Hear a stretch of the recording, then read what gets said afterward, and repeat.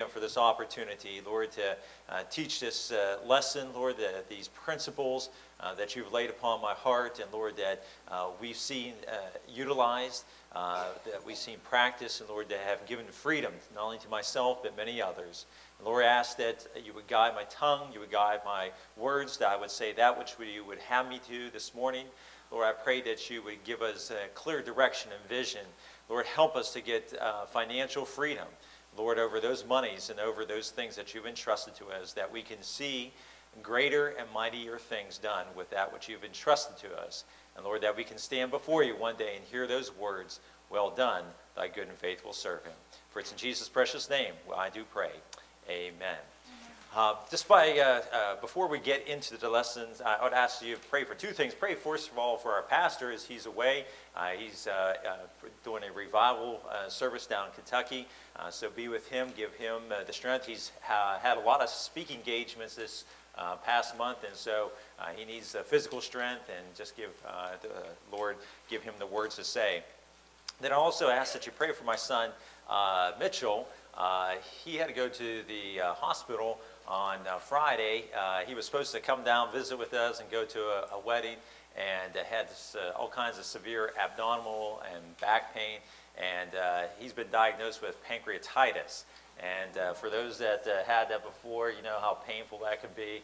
And so he's back at home. We went up to visit him yesterday, but I appreciate if you can just lift him up in your prayers this morning, praying for him. Okay, by way of review, this is week number 4. I just want to kind of go back and just make sure we get the foundation laid. Week number 1, we really just focused upon comparing the world's philosophy versus the Word of God, and specifically in this area of what debt is. In the world's philosophy, we're looking at, the most important thing they tell you is your credit score. The most important thing they tell you is, hey, if you can afford it monthly, then you can afford it. Whereas we see that in the Word of God, it talks about in Romans chapter 13, to owe no man anything.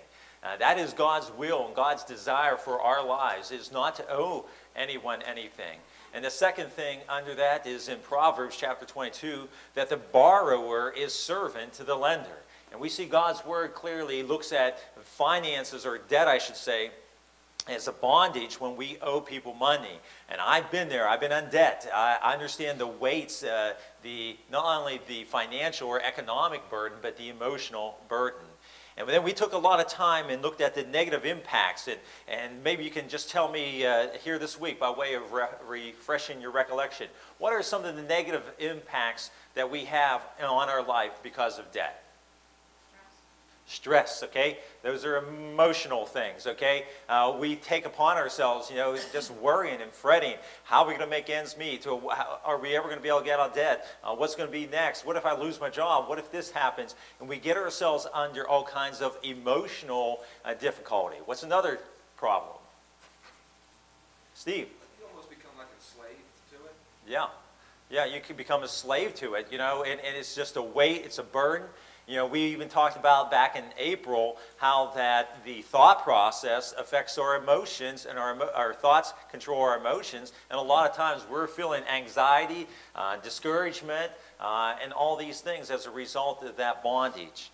Some of the other things we talked about is our relationships. How a lot of times, Pastor even gave the statistic, he would estimate 75% of his marital counseling is done as a result of conflict in dealing with finances and money matters. It can hurt us with even our relationship with our children. Perhaps maybe we have to work that second or third job or work the overtime because we don't have an option, that we have to come up with this extra income.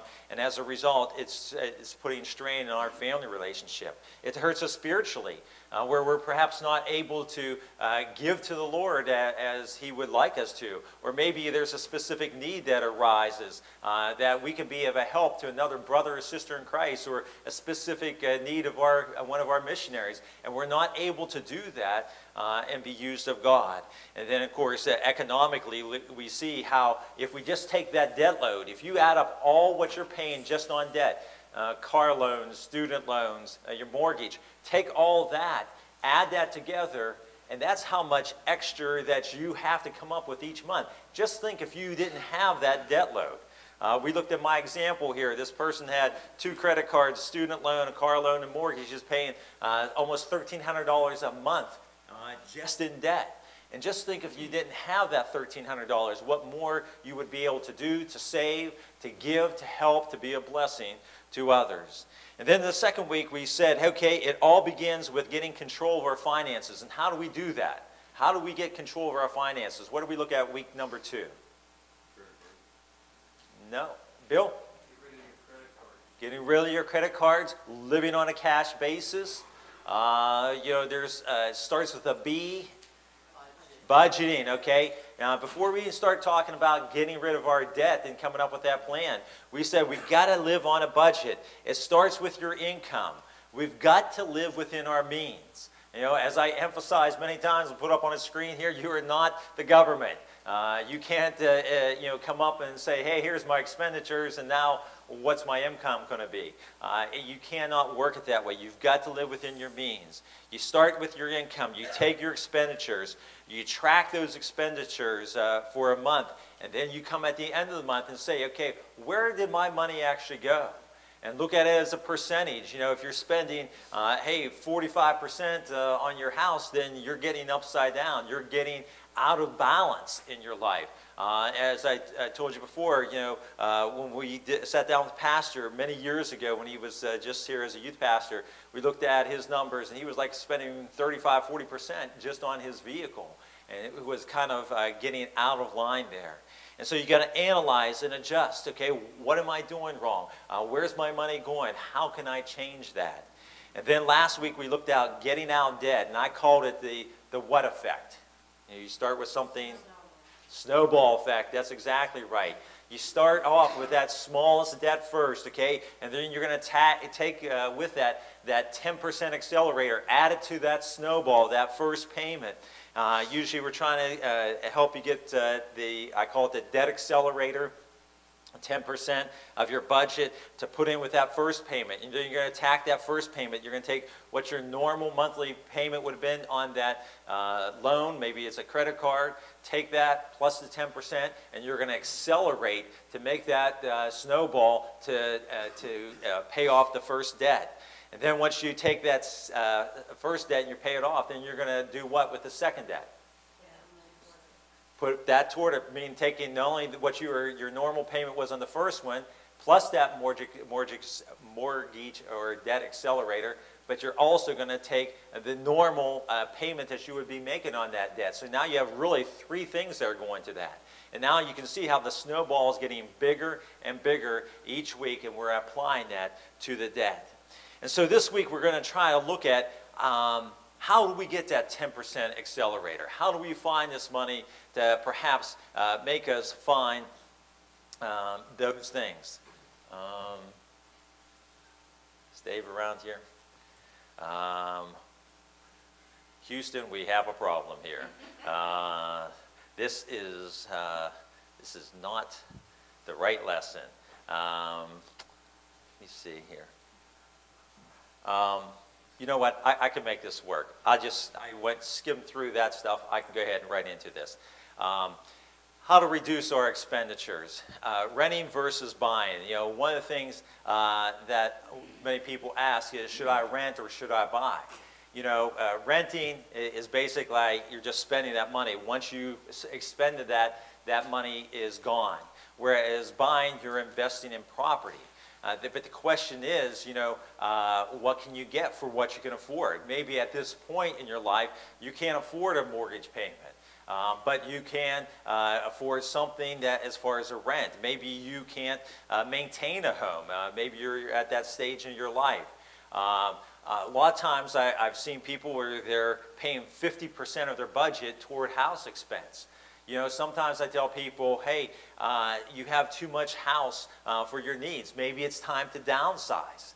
And this is, I tell you this, and you say, yeah, I understand, but you really don't understand until you're in the midst of it. A lot of people get emotionally attached to houses.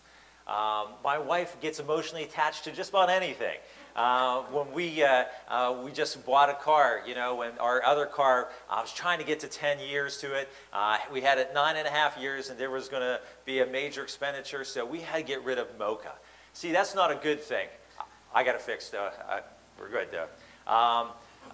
We bought a car, this Buick Enclave, like I said, 9.5 years ago. And you start naming your cars. I'm not sure if that's a good thing or a bad thing. But we had Mocha for 9.5 years. And so we had to get another car.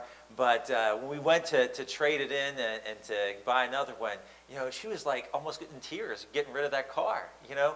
And I said, Kathy, it's just a thing. You understand that? But we took that car so many trips. We took it out to Mount Rushmore. We took it to Chicago and Boston and several trips down to Pensacola. I said, yes, you got all those memories. You still got them. We can relive those memories. We got pictures. But it was just a car that took us there. It's really not a real live thing. And or we have a new car now. We call it Raven because she's black. And so I'm not sure she's going to get emotionally attached to that one. But it is a thing. A lot of people start making these decisions, whether it's a car or a house, based upon an emotional attachment. You go look at it and says, wow, you know, that's a beautiful house. And it may be, but maybe it's too much. I said interest, you know, to refinance or not to refinance. A lot of times people ask me that question. You've got to look at the interest rate. You know, what is it that you're currently paying versus what the current rate is? And right now, we're still at historically low rates. I remember when I bought my first vehicle, you know, I think I was 19, you know, didn't have any idea what I was doing. It's just like, okay, I wanted that car. I bought this Honda Accord, and they said, okay, this is how much it's going to cost you a month. Sign here. I signed the papers. This is back in the 80s. You know what interest rate I was paying? Had no idea until I went home. Actually, 19%. 19% on a vehicle. I had no idea what was an interest rate. You know, what's that? You know, just like they told me this is what it was going to be. You know, but back then, you know, it was around 13, 14, and then I got rated because of having very little credit history, being 19 years old at that point, and you just don't think of those things. And so there's a lot of people that maybe have an old mortgage that has a higher interest rate. I usually say, number one, you got to look at the length of the mortgage. If you're already 20 years into a 30-year mortgage, it may not make sense to refinance it, because what happens on a amortized mortgage? Where do you pay most of the interest? At the beginning, up front. So now you're paying, as you're into the latter years, you're paying mainly on principal. And so that interest rate is not as big as an issue. So a lot of times people just look at the interest rate, but you got to look, where are you in this? You know, sometimes try to save an issue of taxes. Compare the taxes of your neighbors. You know, a lot of times there has not been in Westmoreland County what they call a reappraisal of our taxes since before I was born. Now, they just did one up in Indiana County 2 years ago. Wow. I mean, it created a lot of legal work for me. I had a client up there who's big into farming. His taxes went up 300% because they did this reassessment up there. And I hope it doesn't come to Westmoreland County. It was a total disaster up there. But, you know, at the same time, especially if you have a mobile home or even a double wide or something like that, those actually depreciate in value. So you might want to see, hey, what am I paying taxes on? And you can do that. You can do it even on your own. Ask for a reduction in your taxes. You have to fill out a form. It has to be filed by September 1st to affect next year's taxes. So since we're already past September 1st, if you filed it now, it actually would not go into effect for 2019. You also have a homestead exclusion. Make sure you're taking advantage of that. That's for your own personal house. Remember all these years ago when we were told by our legislators, we're going to let gambling into Pennsylvania. What was the idea of letting gambling into Pennsylvania? It was going to eliminate our property taxes. We weren't going to have to pay any more property taxes. Has that happened? No, because they got that little bit of money and spend it elsewhere. But they did give us a little bit of hope. And that little bit of hope is a homestead exclusion. If it is your personal residence, you get to take an exclusion. There's a form you have to fill out each year that it says a homestead exclusion. They'll save you some money on your taxes. You know, even the homeowner's insurance, you know, basically we're going to look at this real quick. If you own your own home, your insurance, okay, there's two issues of coverage on that. First is what we call catastrophic loss. That is, if there is a fire in your home, you have to understand one of the things is value versus replacement cost. What's the difference? Anyone know? See, we're getting into deep stuff here today. Elaine. I think I know. If it's replacement value, it's not going to give you the value that it was when you bought it. It's going to give you what it's worth now. Is that correct? You're close. The second part of that was right. The value is, let's say you had, God forbid, by the way, Bill, your house was okay last week. I was worried and I was concerned after everything the pastor was saying. Okay, I'm glad to hear that your house is okay. But if Bill's house, not using your example again, Bill's house was a total loss. There was a fire that took place at 11:30 today. And his house was totally lost, okay? I'd go home right after Sunday school. You can check this thing. If it was a total loss, okay, under a policy that has just value coverage, let's say his house was worth $80,000, okay, total loss, his insurance policy would pay up to $80,000.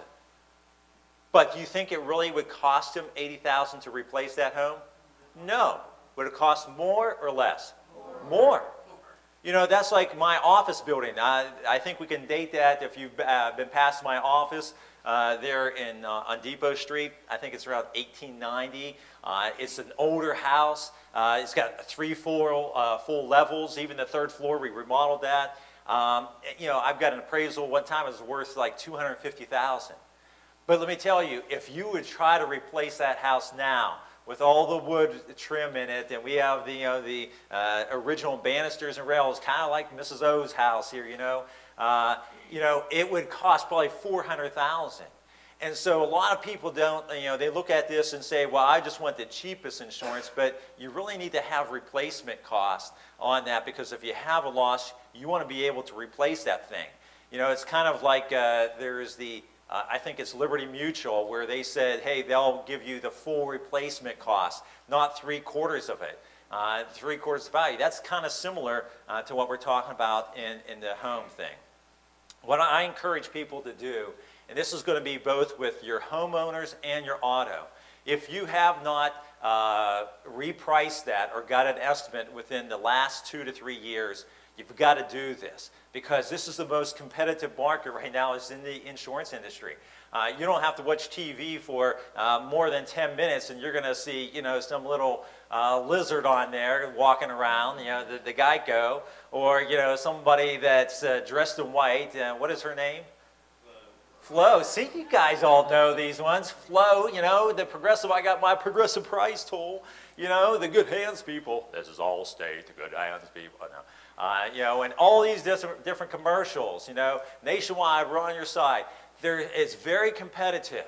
So what I tell people to do is take what's called your deck page. Let me see if yeah, here we go.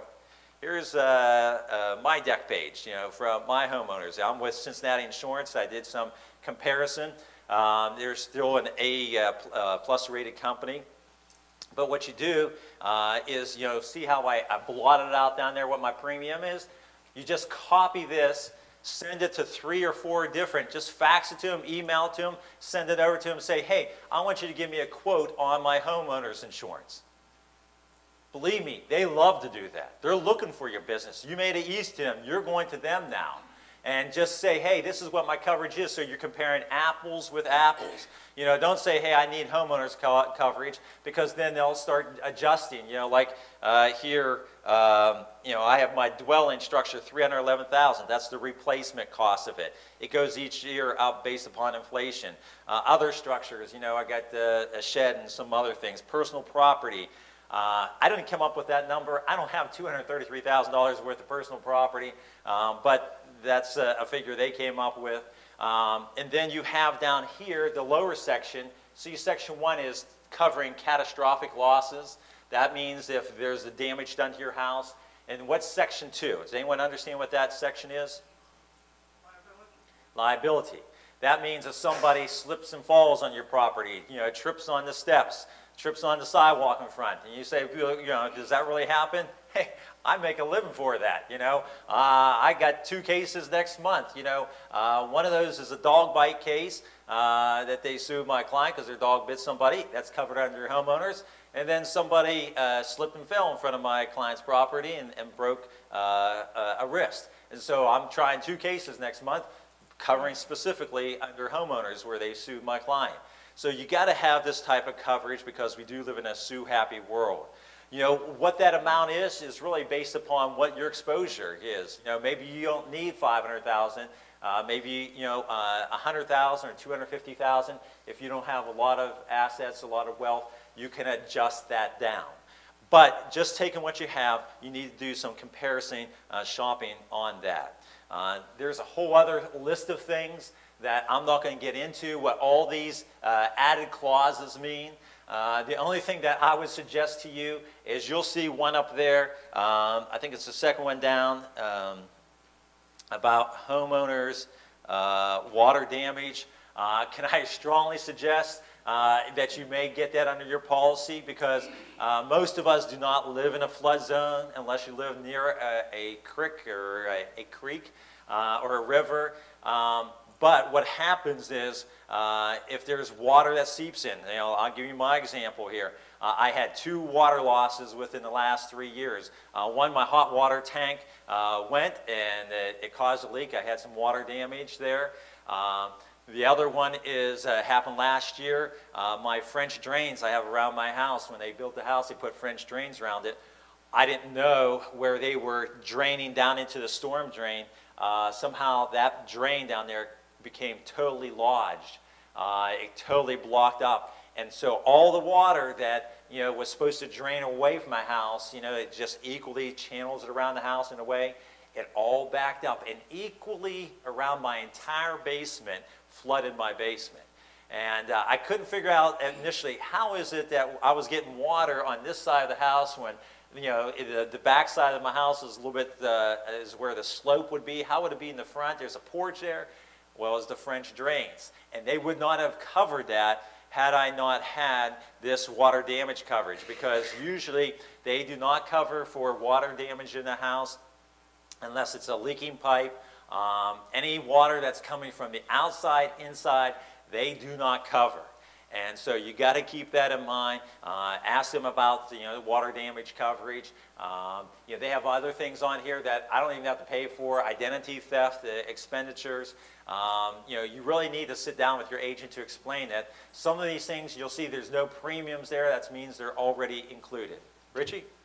The house that my wife and I bought back in March, we found out 2 days before we were going to close. We went through a 90-day process, however long it is.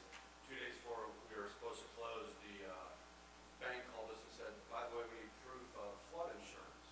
What are you talking about? They said, you're in a flood zone. I'm like, no, we're not. And so, long story short, we got quotes of $1,800 extra a year, which that was Wow. obviously going to skyrocket our budget. And so I called around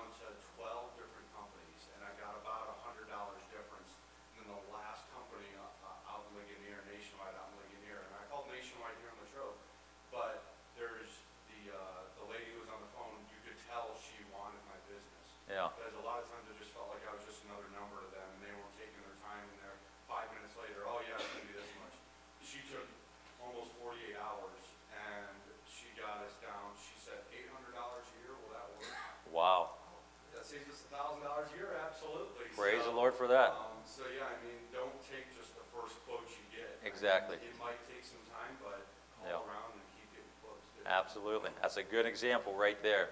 You know, save it. So, you know, put these things out there, you know, copy your deck page, get at least 3 or 4 different quotes. If you have any questions on the coverage, you know, most of the time, sometimes your agent doesn't even know what all those things are for. Look at the policy. I'll be willing to sit down with you and go over that as well.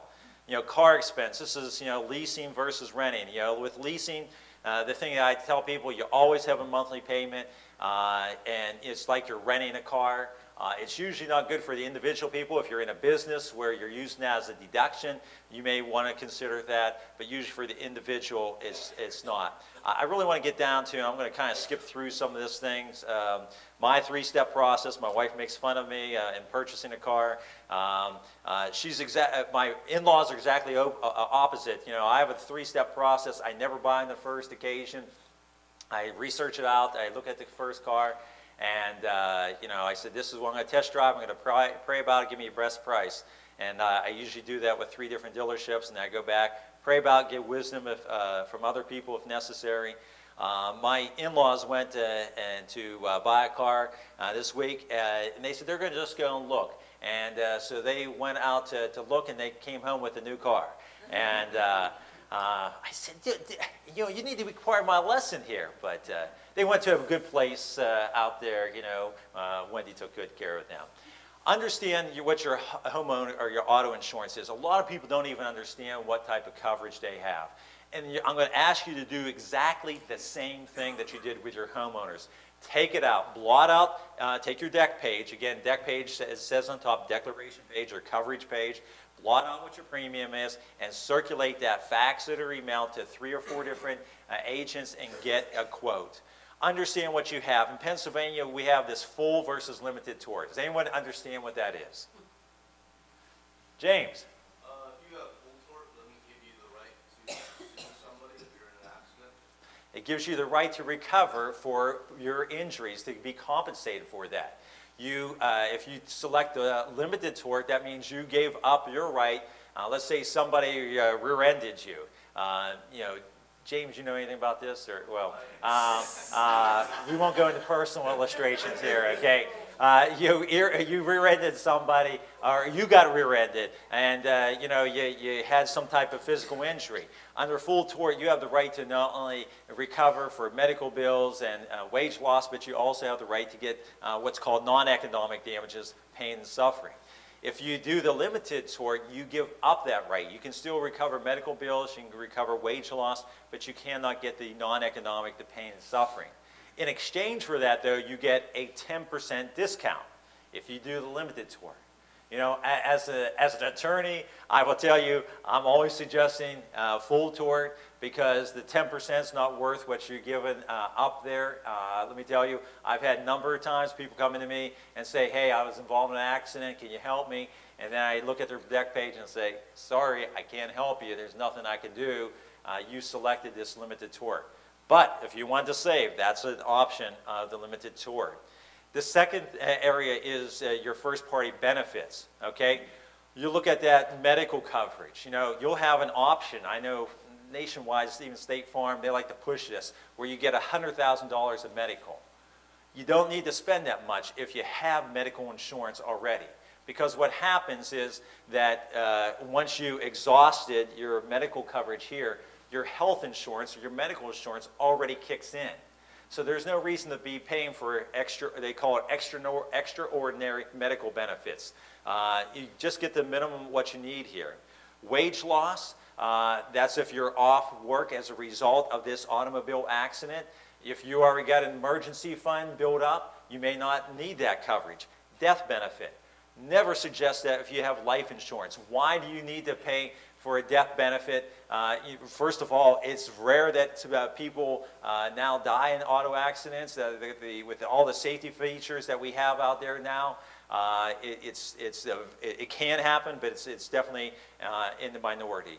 The rental, you know, I got AAA, so a lot of times I get coverage for towing and things like rental underneath that.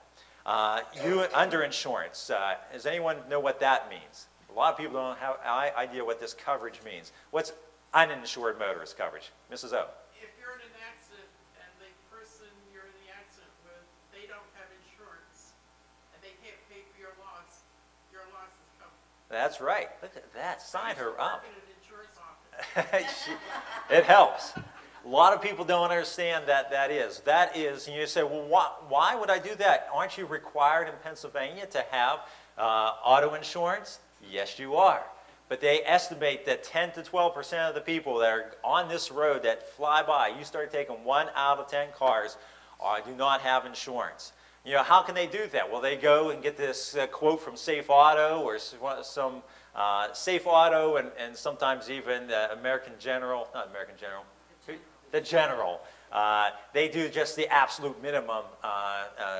You're required to have $15,000 liability, $5,000 medical, and that's what they'll issue you. And, you know, if you're involved in an accident, let me tell you right now, again, I do a lot of this work, but, you know, God forbid you're in an accident and you have to be life-flighted down to Pittsburgh. I've got a client right now who just had that happen. We got the medical bill for her life flight. Anyone want to take a guess on what that helicopter ride cost her from Latrobe to Pittsburgh? $100,000. We got $25 to $100,000. Okay, it was actually $18,000.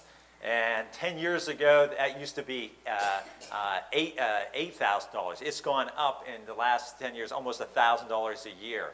And what I'm just saying, it can be very expensive.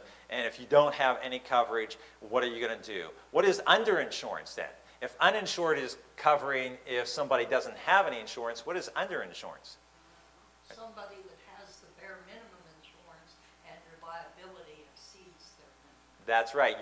Your injuries exceed beyond that. Maybe you're involved in an accident with somebody that only had the $15,000, and here your medical bills, your wage loss, you far exceed that. That is what underinsurance motorist is. Now, you know, my son, we were just talking about some of these things. I said, you know, if you get into a hurt, maybe you don't have those coverages right now. Maybe that's something you add. But, you know, if you have the option, you should look at those things. In addition to the first-party benefits, there's the liability coverage. As I said, the state minimum is 15. I can't believe that has not changed since the law went back in effect in 1990. So what are you talking here, 27 years ago, and they still haven't changed that. My suggestion is, you know, if you have limited assets, you at least have 100 coverage. That means $50,000 per person, $100,000 per max. What that means is, you know, per accident is, let's say there was 3 people that was in that accident. Well, the most they'll pay any one person is $50,000. The most they'll pay for everybody that was injured is $100,000. And that's where this 50, 100,000. 100,000, 300,000 is even a better option, depending upon what you can afford. Your driver's license history is very important. You know, for those that don't know, I do a lot of defense work for Erie Insurance. And even though I do a lot of defense work, I was able to get Erie Insurance for a number of years because of some speeding tickets I had. You know, not that I'm in a hurry or anything, but you know, they will look at that thing. I couldn't even get Erie Insurance because of that. You know, so it pays to have a good, clean driving history. This is again where I talked about doing the comparison shop. You know, taking the policy. Here's my policy, you know, for the 2 vehicles that I have. You know, it goes through, again, you got to look at that. At the top there, it talks about bodily injury. Did that just cut out? Okay, there we go. Bodily injury, you know, that's the liability portion of that. The liability talks about 100,000, 300,000, property damage. Then it goes down onto these extra expenses. I have uninsured, underinsured. Then it goes down. All the other area we didn't talk about is comprehensive and collision. Those are coverages for damages done to your car. You know, the collision coverage would be, let's say you're involved in an accident and you're at fault. Okay, well, the other side's not going to pay your insurance, so you would have to have collision coverage to pay for that. If you want to try to save money, you know, and if you got a deductible, an emergency fund set aside, you might want to increase that deductible from $500 to $1,000. But don't do that unless you got money set aside. But if you got money set aside, then you'll actually save, just by increasing it from $500 to $1,000, will save about 8 to 10% is what has been estimated. The comprehensive coverage, that's like if there is a tree limb that falls down on your car and does damage to it, or there's vandalism that's done to your vehicle. Again, you got to look at those things as far as deductible. You may want to save money as long as you got an emergency account, increasing that maybe to $500 to $750, and it'll help you save on a weekly basis. Any questions about that? Richie? On the one commercial, there's a guy cutting a tree limb and right above the car, and surprisingly falls right on the car, and he acts so surprised when he's talking to the agent. Do you actually deal with that, where people actually trying to get away with, they don't like their car or whatever, so they're dropping a giant limb on it? Well, usually nothing quite that that obvious, but there is a whole different division within the company I deal with. It's called insurance fraud. I mean, there is a lot of insurance fraud that goes involved. People, you know, their car was involved in an accident, and they were at fault. They didn't have it repaired, and then they're involved in another accident. So then they're trying to get that damage from the other accident, you know, and here the accident on this one, they hit the driver's side and they're trying to get the passenger side. I'm thinking, okay, how are they trying to do that? Well, you know, it's called insurance fraud. Don't do it.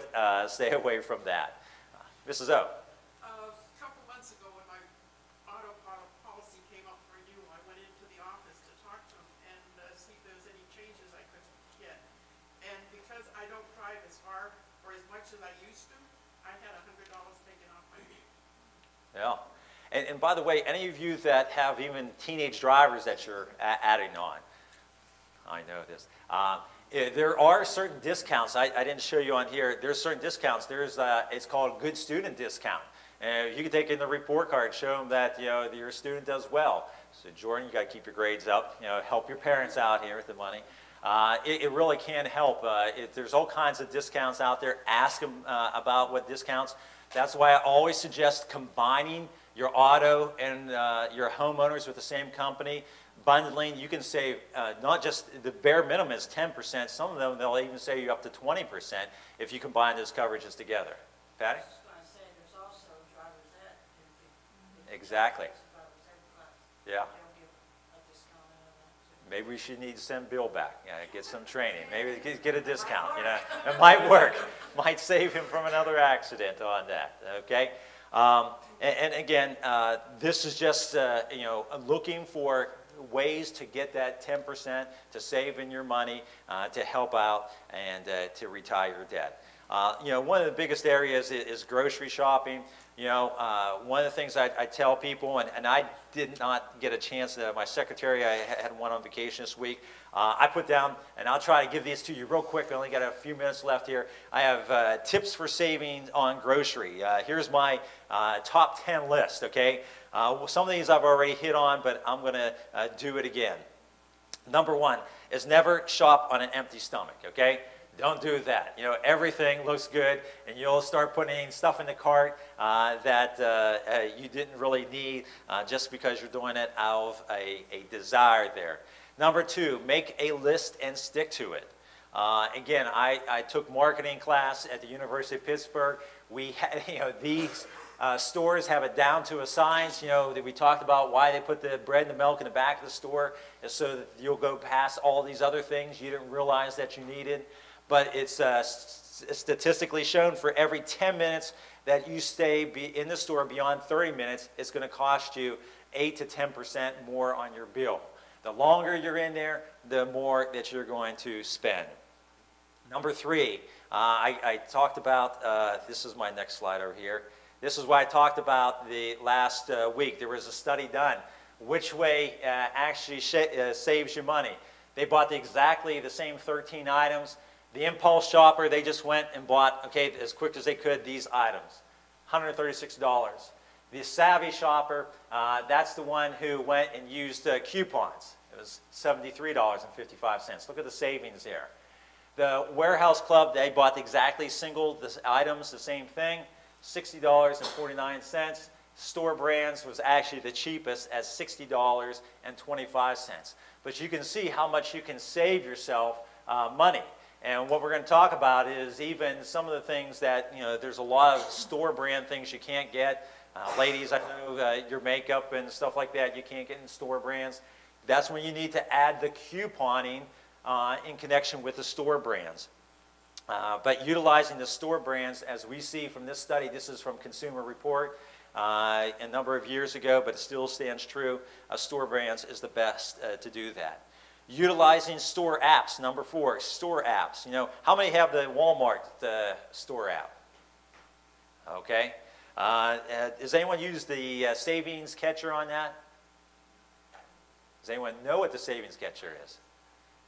Okay, tell me what the savings catcher is. How do you do that? Scan in your receipts and the number on the bottom, scan them in, and it'll give you, it'll compare with all the other stores, it'll give you the discount price. Right. One of the things Walmart used to always do is the price matching. Now they don't do the price matching, but what you do is if you have that app, you just take your phone, take a picture of that receipt, and they'll automatically, they go and compare the flyers from the local stores, Shop and Save, Giant Eagle, and if there is something cheaper at that store that you bought, they will give you that savings. One of Kathy's friends last year saved about $300. What they'll actually do is you can redeem them, get gift card back that you can utilize to save money or apply to that. Sometimes it may be only 2 cents, but sometimes it may be $3 or $4 that you saved on that order that if you had gone to that other store.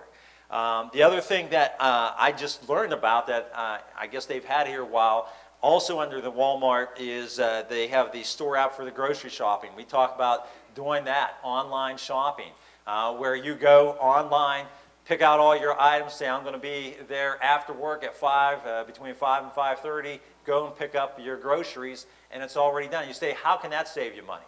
How can that save you money? Keeping you out of the store. Yeah, that's exactly right. You go past, they always have the ladies' clothes right there next to the grocery. So Kathy's always going over here. Oh, look at this. Isn't that so cute? Oh, I need this. Oh, I need that. It's like I got to put blinders on her. You know how these things with horses, I'm saying she's a horse. I'm just saying you have to have blinders on it, okay? Whew, get me in trouble. By the way, when you sign up for that, you automatically get a $10 coupon, okay? Automatically $10 off when you sign up for that app. We also, number 5, look high and low for the better prices. As I told you, I represented a distributor of Gibbles potato chips. Learned I got a great education on how these stores, they're paying for the prime shelf space right in the middle, so things are going to be more expensive. You want to look high, you want to look low. Take a calculator, number 6, to calculate in the event there is no unit price. Sometimes they have like the toilet paper or paper towels. Should I buy it, 3-roll or 6-roll, which is actually cheaper? It's not always necessarily the more. Review store circulars, number 7. Go with what is on sale. At times, especially in the summer, with the fruit, the vegetables, you'll see Aldi's really has a really good selection a lot of times on their produce. You say, well, I'm not going to let them dictate what I'm going to eat that week. Let them dictate. If they're going to save you money, then hey, I'm going to have, if strawberries are on sale this week, that's what I'm going to have for dessert. I'm going to have strawberries. Number 8 is sometimes be aware of prepaid foods. It's cheaper and healthier to do it yourself. A lot of times there's all these baked goods and even in the frozen food sections. Somebody did a study one time on, they said it was actually a McDonald's hamburger. Somebody found one, it was like a year old, and they said it was still in good condition. And, you could probably still eat that thing. They said there's just so many preservatives in those things. You got to be careful out there with all the preservatives. But it's actually costs you more to make those things. Use coupons where they can be doubled, especially, like I said, A lot of times you can't use the store brand values, but look at the manufacturer's coupons, and some of the Shop and Save, Giant Eagle do the coupons. Then the last thing I have is look outside the grocery store. Sometimes the dollar store, even the drugstore has cheaper items than that. A lot of times Rite Aid, I know, has the paper towels that are cheaper than you can even get at Walmart. Dollar store, I get sometimes pop for my office. Giant Eagle right now is has the Coke products this week. Get those 12 can cases, 3 for $10.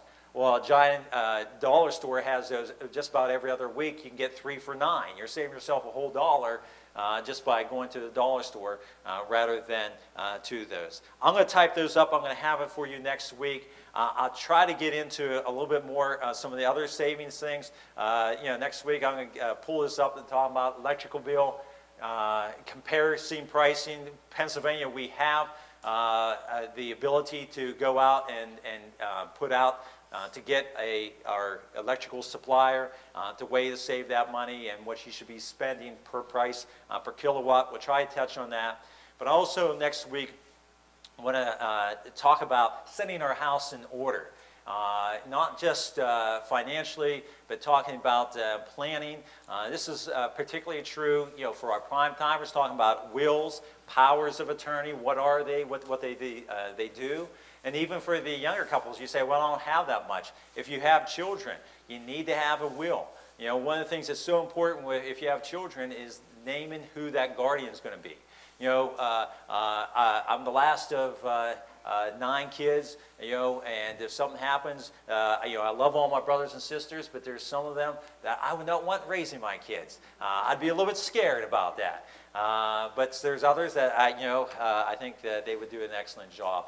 You have control of those things, and we'll talk about that next week, and setting our house in order financially and in planning. Let's bow our heads and worship.